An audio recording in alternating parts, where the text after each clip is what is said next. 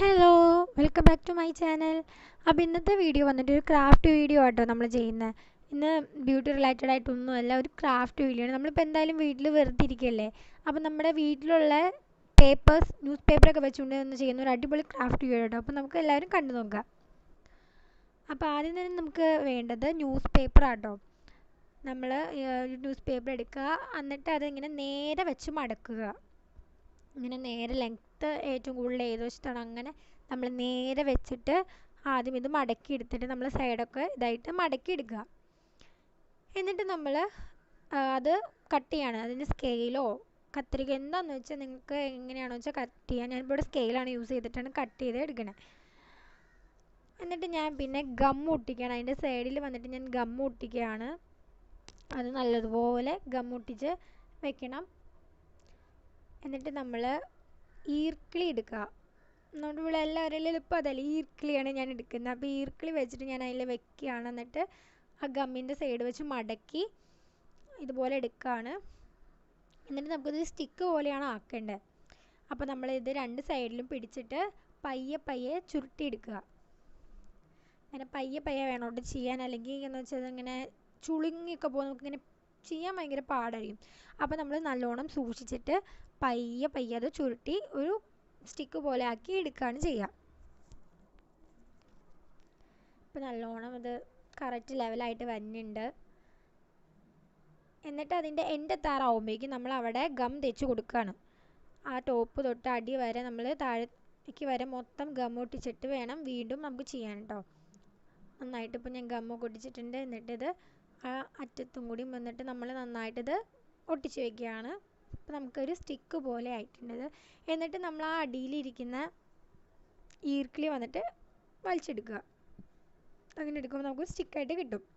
എന്നിട്ട് വന്നിട്ട് സ്കെയിലിൽ ഞാനിപ്പോൾ ഒരു 30 സെൻറ്റിമീറ്റർ അളവായിട്ട് എടുക്കണം. എനിക്ക് സ്റ്റിക്കിൻ്റെ നീളം വേണ്ടത് 30 സെൻറ്റിമീറ്റർ ആണ്. അപ്പോൾ ഞാൻ 30 സെൻറ്റിമീറ്റർ വന്നിട്ട് അളവെടുത്തിട്ട് കട്ട് ചെയ്യുകയാണ്. എന്നിട്ട് ഞാൻ അതുപോലെ തന്നെ ഒരു പേപ്പറിൽ 1.5 സെൻറ്റിമീറ്റർ എടുത്തിട്ടൊരു സർക്കിൾ വരയ്ക്കുക കേട്ടോ.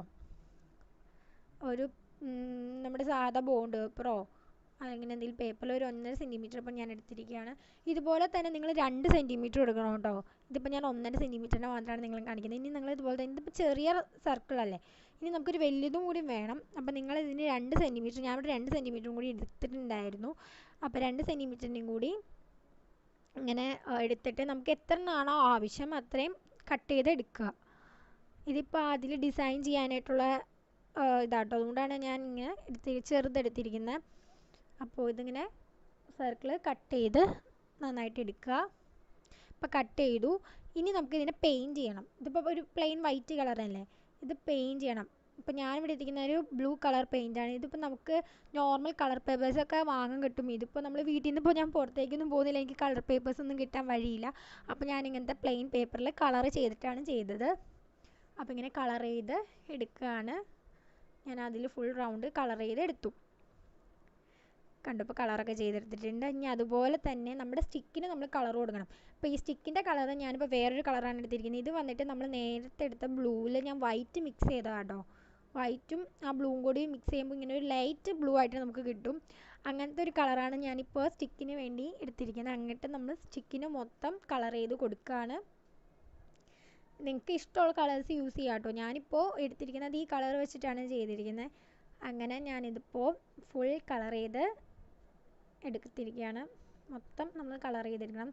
നല്ല 2 കോട്ടെങ്കിലും മിനിമം അടിക്കുന്നുണ്ട്, എന്നാലാണ് അതിൻ്റെ കളർ. ആദ്യത്തെ കോട്ടിൽ അത്ര നമുക്ക് ഒരു പെർഫെക്ഷൻ തോന്നില്ല. ഒരു 2 കോട്ടെങ്കിലും നമ്മൾ കളർ അടിച്ചാലാണ് നല്ലൊരു ഭംഗിയായിട്ട് ഇത് കിട്ടുള്ളൂ. ഇപ്പം ഞാൻ എന്താ ഫുൾ കളർ അങ്ങനെ ഏകദേശം അടിച്ചിട്ടുണ്ട്.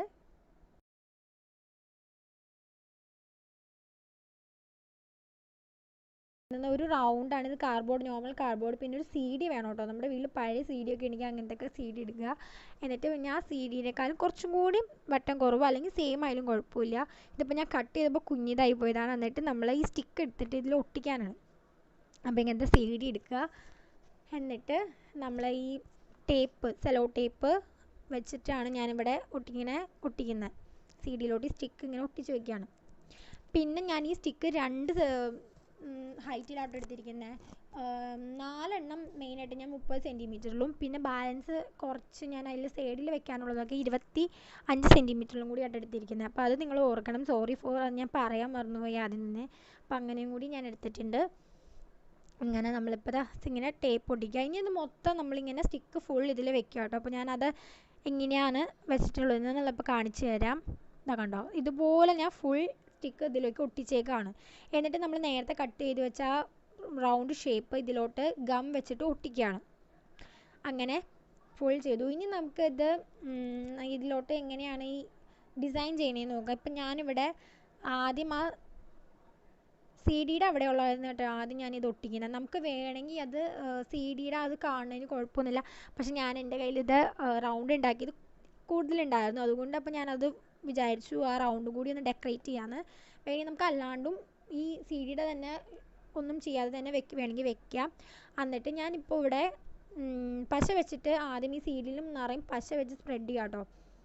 നിങ്ങളുടെ കയ്യിൽ ഏതുള്ള പശയാണെന്ന് വെച്ചാൽ ഏത് വേണമെങ്കിലും ഒട്ടിക്കാം കേട്ടോ. നമുക്കിത് ഒട്ടിയാൽ മതി. അപ്പോൾ ഞാനിവിടെ മൊത്തം പശ വെച്ച് ഒട്ടിച്ച് എടുത്തിട്ടുണ്ട്. എന്നിട്ട് നമ്മൾ ഇനി നമ്മൾ കളർ ചെയ്ത് വെച്ച ഓരോ സർക്കിൾസും ഇതിലോട്ട് വെക്കുകയാണ്. ഇപ്പോൾ ഞാൻ ഓരോരോ കളേഴ്സായിട്ട് വെക്കുന്നത്. ആദ്യം ഒരു ബ്ലൂ വെച്ചു, പിന്നെ ഒരു ലൈറ്റ് ബ്ലൂ, അങ്ങനെയാണ് വെക്കുന്നത്. ആ ആദ്യത്തെ വെച്ചതിൻ്റെ കുറച്ച് മുകളിൽ നമ്മൾ അടുത്തത് വെക്കണം. അങ്ങനെ നമ്മളിത് മൊത്തം കംപ്ലീറ്റ് ചെയ്ത് എടുക്കുകയാണ് കേട്ടോ ചെയ്യണേ. അപ്പോൾ കാണാൻ നല്ല ഭംഗിയായിരിക്കും. ഒരു കളർ കഴിഞ്ഞിട്ട് മറ്റൊരു കളർ ആകുമ്പോൾ കാണാൻ നല്ല ഭംഗിയുണ്ടാവും. അപ്പോൾ അതുപോലെ നിങ്ങൾ ചെയ്ത് നോക്കണം.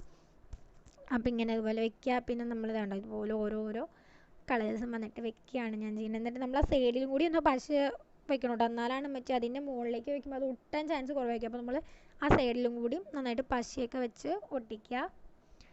എന്താ ഇങ്ങനെ ഇപ്പോൾ പശയൊക്കെ വെച്ച് ഒട്ടിക്കുകയാണ്. ഇപ്പോൾ കണ്ടിങ്ങനെ ഫുൾ സെറ്റ് ഇതുപോലെ ചെയ്തെടുത്തിട്ട് നമ്മൾ എടുക്കുക. ഇതുപോലെ തന്നെ ആ സൈഡിലും കൂടി ഒന്ന് കംപ്ലീറ്റ് ചെയ്ത് കൊടുക്കുക. അതുപോലെ തന്നെ നമ്മൾ ബാലൻസ് ഇരിക്കുന്ന അതും കൂടി ഇതിലോട്ട് വെക്കുക കേട്ടോ. എന്നാലാണ് അതൊരു ഭംഗി ഉണ്ടാവും. ഞാൻ ഇപ്പം പറഞ്ഞില്ലേ എൻ്റെ ഉള്ളതും കൊണ്ട് ഞാനത് വെച്ചു. പിന്നെ നിങ്ങൾ ആ നേരത്തെ നമ്മൾ 1.5 സെൻറ്റിമീറ്റർ ചെറുതായിട്ട് എടുത്ത റൗണ്ടില്ലേ അതും കളർ ചെയ്ത് വെച്ചിട്ടുണ്ടാവണം. അത് ഞാൻ ഈ റൗണ്ടിൻ്റെ ഈ CD-യുടെ സെൻറ്റർ പോർഷനിൽ വെക്കാം കേട്ടോ. അതിൻ്റെ ഇത് മിസ്സായിപ്പോയി എൻ്റെ നിന്ന്, അത് എഡിറ്റ് ചെയ്തപ്പോൾ അത് പോയി. അപ്പോൾ ഇത് നിങ്ങളെന്തായാലും മറ്റേ അത് വെക്കണമെങ്കിൽ വെക്കുക. നമ്മൾ റൗണ്ടിൽ ഇപ്പോൾ ഗ്യാപ്പ് കാണില്ല. അപ്പോൾ ചെറുത് പോലെ കട്ട് ചെയ്ത് വെച്ചേക്കുന്നത് വയ്ക്കുക. പിന്നെ ഇനി നമ്മൾ ഈ സ്റ്റിക്കിലോട്ടാണ് നമ്മൾ വയ്ക്കുന്നത്. ആദ്യം നമ്മൾ ചെറുതായിട്ട് വെച്ചിരിക്കുന്ന കട്ട് ചെയ്തിരിക്കുന്ന കേട്ടോ വെക്കണ്ടേ.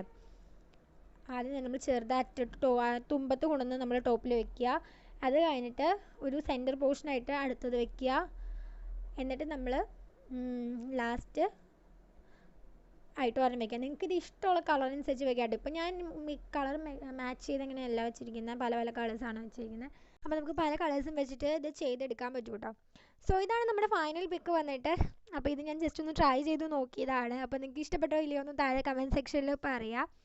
ഇന്നത്തെ വീഡിയോ നിങ്ങൾക്ക് ഇഷ്ടപ്പെട്ടിട്ടുണ്ടെങ്കിൽ നിങ്ങൾ ലൈക്ക് ചെയ്യുക, നിങ്ങളുടെ ഫ്രണ്ട്സ് ആൻഡ് ഫാമിലീസിനൊക്കെ ഒന്ന് ഷെയർ ചെയ്യുക. നമ്മുടെ ചാനൽ സബ്സ്ക്രൈബ് ചെയ്യാത്തവരും മറക്കാതെ സബ്സ്ക്രൈബ് ചെയ്യുക. തൊട്ടടുത്തുള്ള ബെല്ലൈക്കണും കൂടി ഒന്ന് എനേബിൾ ചെയ്തെടുക്കുക. അപ്പോൾ മറ്റൊരു ദിവസം ഒരു അടിപൊളി വീഡിയോ ആയിട്ട് കാണാം. അതുവരേക്കും ബൈ.